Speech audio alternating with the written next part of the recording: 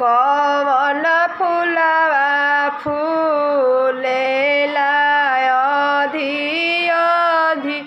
रतिया राम रतिया बिरतिया राम कवन फूलवा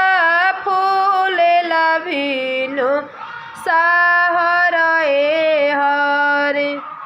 राम कवन फूलवा फूलेला भिनु साहर हरे बेली फूलवा फूलेला अधि अधि रतिया राम रतिया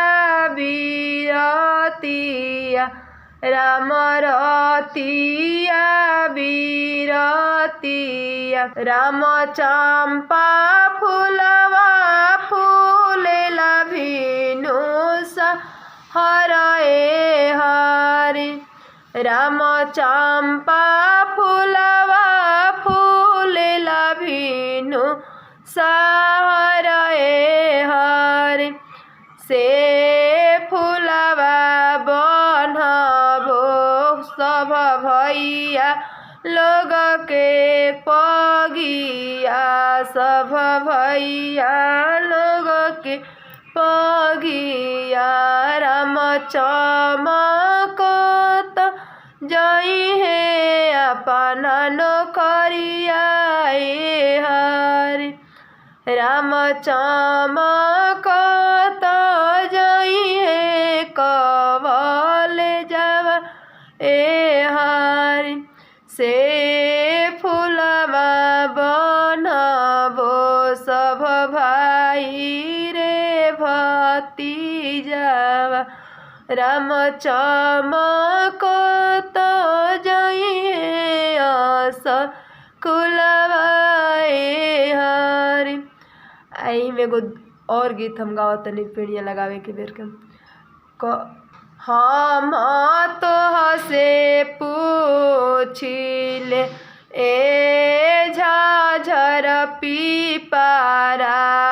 रे ए ठूठ पीपारा अरे के तोहर डढ़िया झक झोरलिए हरे अरे के तोहर डढ़िया झक झोरलिए हरे एही मुहे आवेला सब भैया लोग के घोड़ावा सब कर भैया लोग के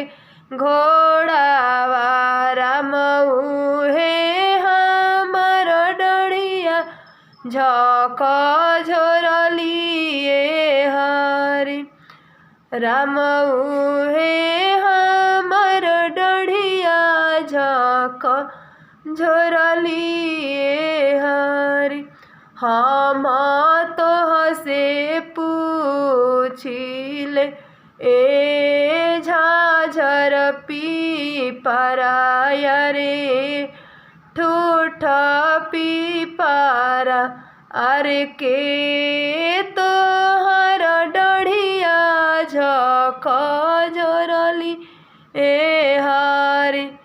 एही मुहे आवेला सब कर भतीजा लोग के घोड़ावा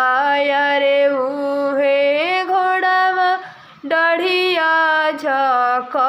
झोरलिए हरे।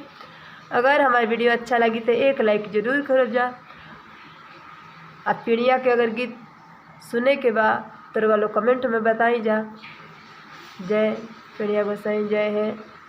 गोवर्धन भगवान।